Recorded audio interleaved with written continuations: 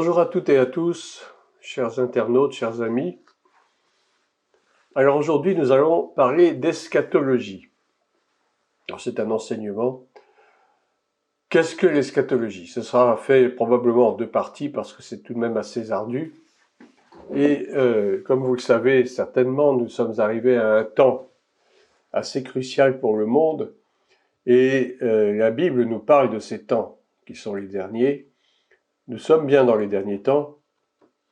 Alors, est-ce que ça durera 1 an, 2 ans, 3 ans, 5 ans? Je ne sais pas, je ne pourrais pas le dire. Je ne suis pas prophète. Toujours est-il que nous devons envisager, par rapport aux écrits bibliques, par rapport aux prophéties bibliques, ce que justement la Bible nous enseigne à propos des derniers temps. Et donc, les derniers temps, c'est précisément ce qui fait l'objet de ce qu'on appelle l'eschatologie, qui est donc une partie très importante de toute la doctrine biblique. Le mot eschatos vient du grec qui signifie dernier, à la fois dans le sens local ou temporel. Ça signifie aussi la fin, le bout, l'extrémité. Et puis nous avons également dans eschatologie le mot logos, toujours du grec, qui signifie la parole, le verbe, l'étude, le discours écrit. On rencontre chez les philosophes, par exemple déjà chez Platon, le logos exprime la sagesse, la raison de l'être suprême. L'eschatologie donc, c'est la partie de la théologie dogmatique, la dogmatique biblique, qui parle des événements de la fin des temps. Mais attention, ça ne parle pas de la fin du monde. Je ne parle pas du tout de la fin du monde. La fin du monde et la fin des temps, ce sont deux notions différentes. Donc l'eschatologie, c'est l'étude des fins dernières qui concernent le monde tel que nous le voyons et dans lequel nous vivons actuellement. Lorsqu'on parle d'eschatologie, on peut l'envisager sur deux aspects différents. Le premier, en ce qui concerne la fin de l'homme lui-même en tant qu'individu, et ce qui va se passer après la mort. La mort, le jugement, le ciel, l'enfer, tout ce qui concerne l'éternité de l'homme en tant qu'être humain. Et puis un deuxième aspect, en ce qui concerne le retour de Jésus-Christ sur terre, avec la fin des temps, qui a déjà commencé, la résurrection des morts, le jugement, le renouvellement de la création, l'enfer, le paradis, puis l'établissement du royaume de Dieu, et puis toutes les prophéties messianiques et le commencement de l'ère messianique. C'est vers les années 1900 que nous avons deux théologiens du Nouveau Testament, un certain Johannes Weiss, et puis un autre théologien qui était aussi un médecin très connu, Albert Schweitzer, qui vont se préoccuper de l'eschatologie chrétienne. Et ils vont même en élargir le champ en soutenant l'imminence de la fin des temps à travers les discours de Jésus, notamment Matthieu 24 et Luc 21 que nous connaissons. Et donc ils vont insister particulièrement sur le retour visible de Jésus, que l'on appelle la parousie ou la parousia, qui deviendra même le point central du discours eschatologique jusqu'à aujourd'hui dans nos églises, enfin du moins celles qui prêchent la fin des temps. Je crois qu'il n'y en a pas autant que ça. L'eschatologie repose avant tout sur l'interprétation des prophéties bibliques et elle s'attache particulièrement aux deux grands livres prophétiques que sont d'une part le livre de Daniel dans l'Ancien Testament et bien sûr le livre d'Apocalypse du Nouveau Testament. Alors j'en profite pour vous dire que Apocalypse, ça veut dire révélation, ça veut pas dire une catastrophe, etc. qu'on a l'habitude d'utiliser le mot apocalypse dans le langage courant pour désigner des catastrophes, des choses terribles. Ça n'a rien à voir. Apocalypse, c'est la révélation de ce qui va se passer et de ce qui se passe déjà dans notre monde. Dans le Nouveau Testament, Jésus lui-même, il va parler des temps de la fin tels que donc on trouve dans Matthieu 24 et Luc 21. Ceci étant, on en trouve certaines allusions chez différents prophètes tels qu'Ésaïe, Ézéchiel, Zacharie notamment, mais ce sont des allusions qui ne concernent a priori que le peuple d'Israël qui, je le rappelle, joue un rôle de premier plan dans les événements de la fin. Et maintenant, elle concerne à la fois Israël et les nations, puisque depuis que Jésus-Christ est mort et ressuscité, bien sûr, et que l'Évangile a été répandu dans les nations païennes dont nous faisons partie. Israël, faut-il le rappeler, et je le rappelle quand même, est l'horloge des nations, parce que toute la politique mondiale, les stratégies géopolitiques, la diplomatie internationale tournent autour d'Israël, qui est le peuple de la promesse, dont le premier dépositaire fut Abraham et dont nous sommes, en tant qu'Église, les héritiers. Mais attention, en aucun cas, et je le rappelle encore, je l'ai déjà dit 1 milliard de fois, mais je le répète encore, l'Église ne peut pas prétendre remplacer Israël, que ce soit bien clair une fois pour toutes. Alors, concernant les prophéties bibliques, il y a 4 approches que l'on peut faire par rapport à leurs interprétations. On a d'abord une approche historiciste, ou historique si vous voulez, qui considère que les prophéties de Daniel et d'Apocalypse partent du temps de leurs auteurs jusqu'au retour de Jésus, c'est-à-dire la parousia, selon une chronologie établie par Dieu lui-même. Ensuite, on a une deuxième approche qu'on appelle prétériste, qui prétend que la plupart de ces prophéties sont déjà réalisées. Par exemple, que la chute de Jérusalem et la destruction du temple en 70 sont le signal de la fin des temps. Ensuite, troisième approche, l'approche futuriste, estime, elle, que les événements décrits dans les prophéties se dérouleront dans le futur ou au-delà de l'histoire, après la fin des temps. C'est ce qu'on appelle le millénarisme. Et puis enfin, quatrième approche, idéaliste, qui est basée sur des métaphores qui recherchent des lois dans l'histoire de l'humanité ou dans la vie individuelle qui puissent avoir une signification spirituelle ou religieuse. Par exemple, le royaume des cieux peut être interprété comme l'expression d'un idéal, la métaphore d'une réalité surnaturelle ou l'annonce d'un événement futur. Voilà, expression plutôt métaphorique. En réalité, les temps de la fin commencent, j'oserais dire, dès le premier péché de l'homme en Éden. Le monde tel que Elohim l'avait conçu était jusqu'alors parfait et éternel, la mort n'existait pas. Et à la chute, la mort est entrée dans le monde qui, d'incorruptible qu'il était et parfait, est devenu totalement imparfait et corruptible, depuis l'homme jusqu'à la nature et même jusqu'aux animaux. Dans le plan rédempteur de Dieu, il a fallu en déterminer une fin à ce monde déchu afin que, ensuite, puisse renaître un monde renouvelé et éternel cette fois, et parfait bien sûr, et cela grâce au sacrifice du dernier Adam si vous voulez, c'est-à-dire Christ, le Messie d'Israël et le Sauveur de l'humanité. Toute l'histoire du monde tourne autour du royaume de Dieu, qui est un des thèmes centraux de la Bible. Mais ce qui nous occupe davantage dans les événements de la fin, c'est d'abord et avant tout le retour de Christ tel que lui-même l'a promis en son temps et qui est déjà annoncé à la fois dans l'Ancien et dans le Nouveau Testament. Parce que Christ, nous le savons, doit revenir, non plus comme la première fois en tant qu'un agneau, livré pour le péché, mais comme le lion de la tribu de Juda, afin de juger les nations qui auront été rebelles à sa voix, et afin surtout d'établir son règne millénaire depuis Jérusalem. C'est pourquoi c'est si important de considérer Israël, la terre promise, d'où est issu le rejeton de David, comme la Bible l'appelle, et comme étant également le lieu choisi pour les événements de la fin. Tout tourne autour d'Israël, bien sûr. Nous avons différents passages qui nous montrent que tout cela revêt à la fois une nécessité. Ensuite, Jésus va revenir pour délivrer les siens. Ensuite, il reviendra pour juger les nations. Et puis enfin, il va établir son règne. Et aussi, il va revenir, pourquoi? À cause de sa promesse de la récompense. Vous voyez quels sont donc les différents buts pour lesquels le Seigneur Jésus doit revenir. Le premier, c'est donc le fait que c'est une nécessité. Alors, nous avons différents passages, vous pouvez les noter, bien sûr, je vous en cite quelques-uns. On a Daniel 7, verset 13, Zacharie 14 et 3, verset 3 et d'autres. Et puis Matthieu 24, 25, Jean 14, etc.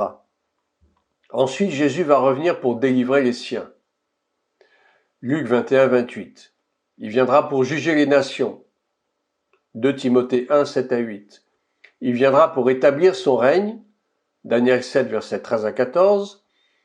1 Corinthiens 15, 25, 2 Timothée 4, 1, et viendra surtout à cause de sa promesse de la récompense. Luc 12, versets 35 à 38 et 2 Timothée 4, 7 à 8.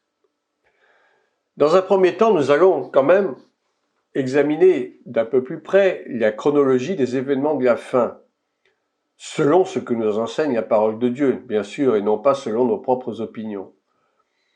Alors pour commencer, il doit y avoir l'enlèvement de l'Église. Alors je vous rassure tout de suite, je ne prends pas parti pour vous dire que l'enlèvement aura lieu avant la grande tribulation ou pendant ou après. Je ne rentre pas dans ce débat. Mais ce qui est sûr, c'est que la Bible en parle et donc cela doit arriver. Ensuite, nous avons la montée de l'Antéchrist et puis l'installation de son pouvoir mondial, qui est déjà commencé par l'entremise de différents organismes mondiaux que nous connaissons, l'ONU, l'OTAN, et puis des groupes financiers extrêmement puissants, comme Vanguard par exemple, ou BlackRock, n'est-ce pas? Et puis nous avons le Forum économique de Davos, d'où est issu le fameux Young Leaders, les Young Leaders qui sont donc des dirigeants qui sont appelés à des très hautes fonctions. Nous avons notamment notre président de la République actuelle qui en est issu, et puis d'autres avant lui. Nous avons aussi la présidente de l'Europe, Madame von der Leyen, etc. Ce sont des gens qui ont été formés et formatés à l'école de Davos pour gouverner, pour diriger le monde selon les directives des mondialistes, bien sûr. Et l'Antéchrist va donc régner sur toutes ces choses. Et là, nous sommes en pleine préparation. Ensuite, va arriver la tribulation de cette année, avec les 3 ans et demi de la grande tribulation, les 3 dernières années et demie.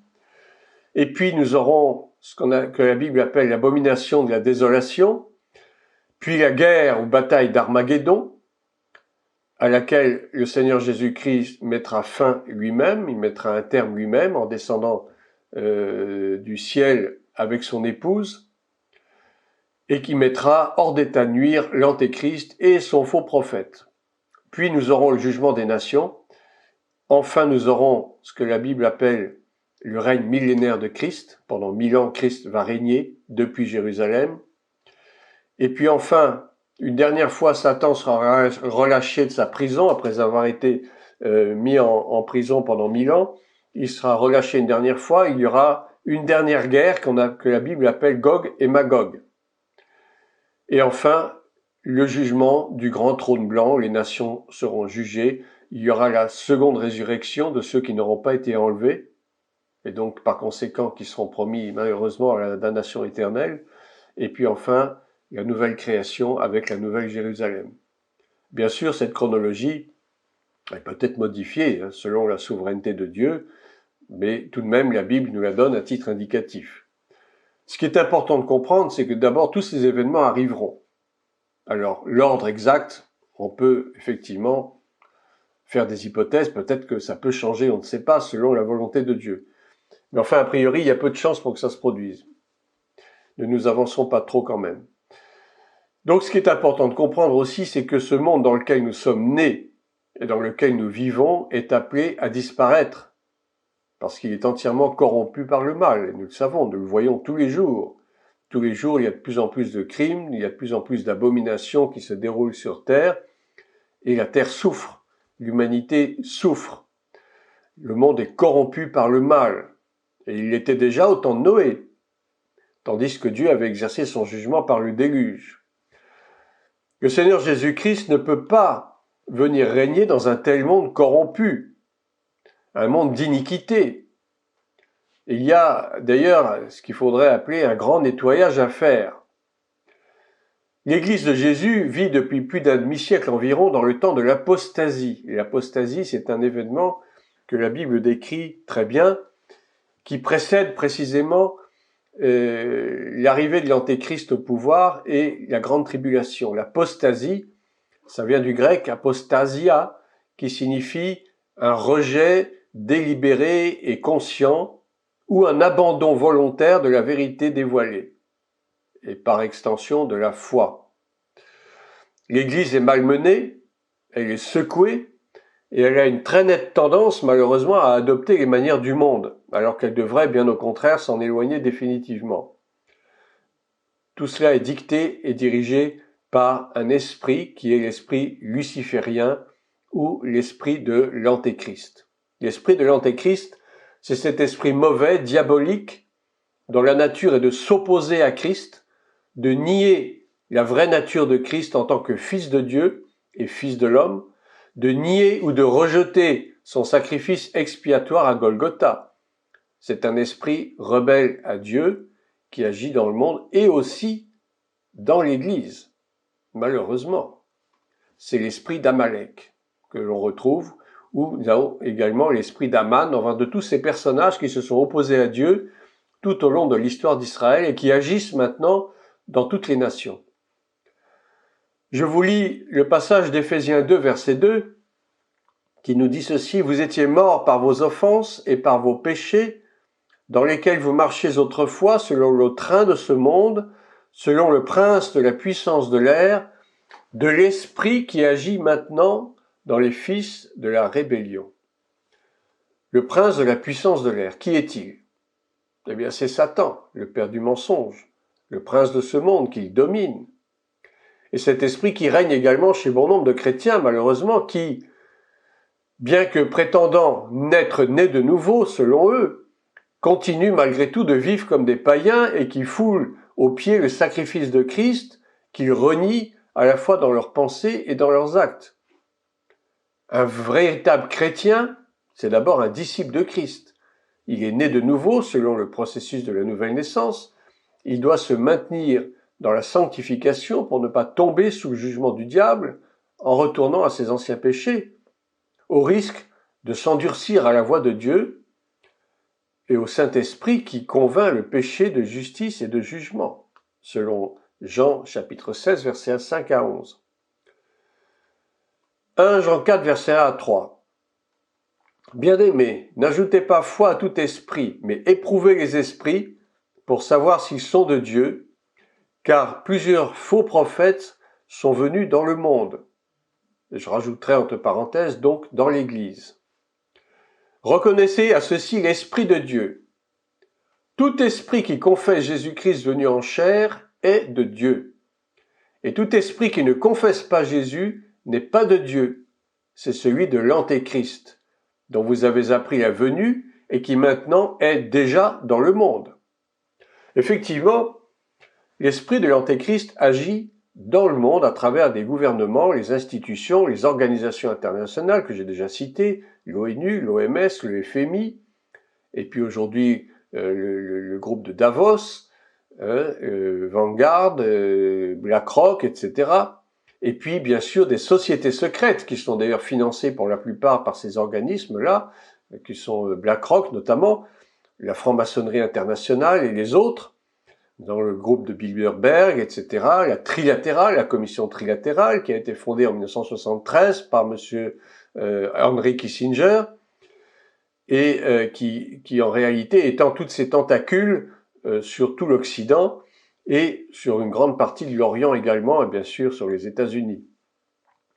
Le monde est soumis aujourd'hui à la volonté de Satan qui est l'ennemi de Christ. Et quand je dis aujourd'hui, ça ne date pas d'aujourd'hui, ça a commencé après le péché en Éden. 1 Jean 5, 19 le dit bien et le prouve. Nous savons que nous sommes de Dieu, nous les disciples de Christ, et que le monde entier est sous la puissance du malin. On ne peut pas être plus clair. Le plan de Satan, c'est d'imiter Dieu pour induire en erreur non seulement le monde par l'immoralité, les scandales, la séduction sous toutes ses formes, mais aussi l'Église, comme le dit Jean dans son épître. Ils sont sortis du milieu de nous. De qui parle-t-il ici? Eh bien, il parle de ceux qui font profession de servir Dieu, ceux qui croient, qui prétendent être chrétiens et qui en réalité ne le sont pas. Ils sont sortis du milieu de nous, mais ils n'étaient pas des nôtres. C'était des faux chrétiens, des faux disciples. Et Jean parle donc bien ici des chrétiens faussement convertis, mais il parle aussi des faux serviteurs de Dieu dont Satan se sert pour semer la confusion et la séduction. C'est ainsi que nous voyons aujourd'hui fleurir des doctrines qui vont à l'encontre du véritable évangile, l'évangile de la prospérité, de l'estime de soi, la psychologie chrétienne, le développement personnel, le coaching spirituel, tous ces gros mots, la doctrine du royaume maintenant, en anglais le kingdom now, l'encouragement à placer l'homme en tant que son propre Dieu, tout comme le font certaines religions comme le bouddhisme notamment, qui sont des religions à mystère, comme les religions de l'Égypte ancienne, les Sumériens, le confucianisme, le taoïsme, la recherche du plaisir pour soi par n'importe quel moyen, l'hédonisme ou l'épicurisme, qui sont des philosophies anciennes, mais qui sont toujours pratiquées, bien sûr. Tout cela relève de l'esprit de l'Antéchrist, en ce sens qu'il nie la divinité de Christ comme seule source de salut pour l'humanité. L'islam est aussi la religion antéchrist par sa nature même. C'est la religion de la lune. Autant elle accepte l'existence de Jésus comme prophète à l'instar de Mahomet, puisqu'on parle de Jésus dans le Coran effectivement, autant l'islam est fermement opposé à sa nature en tant que Dieu et fils de Dieu. Pour l'islam et même pour le judaïsme orthodoxe, les chrétiens sont des idolâtres qu'il faut combattre à tout prix. Dieu n'a pas de fils, n'est-ce pas? Il y a un Dieu unique, mais il n'a pas de fils. C'est inconcevable. 1 Jean 2, versets 18 à 19. Petits enfants, c'est la dernière heure. Et comme vous avez appris qu'un antéchrist vient, il y a maintenant plusieurs antéchrists. Par là, nous connaissons que c'est la dernière heure. Ils sont sortis du milieu de nous, mais ils n'étaient pas des nôtres, car s'ils eussent été des nôtres, ils seraient demeurés avec nous. Mais cela est arrivé afin qu'il fût manifeste que tous ne sont pas des nôtres. L'esprit d'antéchrist, c'est-à-dire l'esprit qui œuvre à travers chaque type d'antéchrist, c'est cela. C'est un esprit qui agit contre Dieu, contre Christ, tout simplement. L'apôtre Jean nous communique certaines caractéristiques très importantes de l'esprit de l'antéchrist. D'abord, l'association avec le peuple de Dieu. L'esprit de l'antéchrist commence donc toujours, d'une façon ou d'une autre, en association avec le peuple de Dieu tout en ne lui appartenant pas. Et c'est ce qui sera révélé en temps voulu. C'est le premier des signes distinctifs de l'esprit de l'antéchrist. Le deuxième est révélé par le fait qu'il nie que Jésus est le Messie. 1 Jean 2, verset 22, « Qui est menteur sinon celui qui nie que Jésus est le Christ ?» Celui-là est l'antéchrist qui nie le Père et le Fils. Ensuite, Jean continue avec un troisième signe. Celui-là est l'antéchrist qui nie le Père et le Fils. Et voilà qui est un très important. L'antéchrist ne nie pas l'existence de Dieu, en fait. Dieu existe et tout le monde croit en Dieu. Mais en fait, il prétend être son représentant. Ce qu'il nie, c'est la relation entre le Père et le Fils au sein de ce qu'on appelle la triunité. J'emploie pas le mot trinité à dessein parce que je sais que ça va soulever des tempêtes d'indignation, n'est-ce pas? C'est le mot trinité qui a été inventé par un concile ancien catholique. Je parlerai plutôt de triunité. Il y a un seul Dieu, n'est-ce pas? La quatrième particularité, c'est que l'antéchrist nie que le Messie est venu. Il croit probablement au Messie qui viendra, mais il nie qu'il est déjà venu. Et c'est la caractéristique du judaïsme. Vous savez que les Juifs aujourd'hui croient que le Messie va venir. Mais bien sûr, ils ne croient pas qu'il est déjà venu. Ils n'ont pas reconnu le Messie en tant que tel en son temps. N'est-ce pas? Ils s'attendaient à voir un roi qui viendrait en gloire, qui viendrait dompter tous ses ennemis, ce qui n'a pas été le cas. Il est venu comme un enfant nouveau-né dans une crèche, d'une façon très humble. Et pour eux, ça ne pouvait pas être le Messie.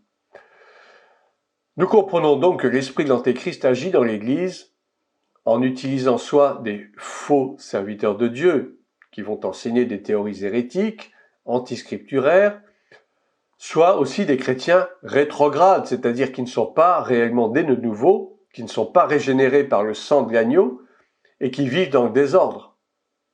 La dissolution amène la division dans le corps de Christ et cela conteste l'autorité, il sème la haine et la discorde. Je vous lis Colossiens 2, verset 8. Prenez garde que personne ne fasse de vous sa proie par la philosophie et par une vaine tromperie, s'appuyant sur la tradition des hommes, sur les rudiments du monde et non sur Christ. Lorsque le péché rentre dans l'Église, cela permet à l'adversaire de contrôler les enfants de Dieu et de cibler ses offensives de destruction.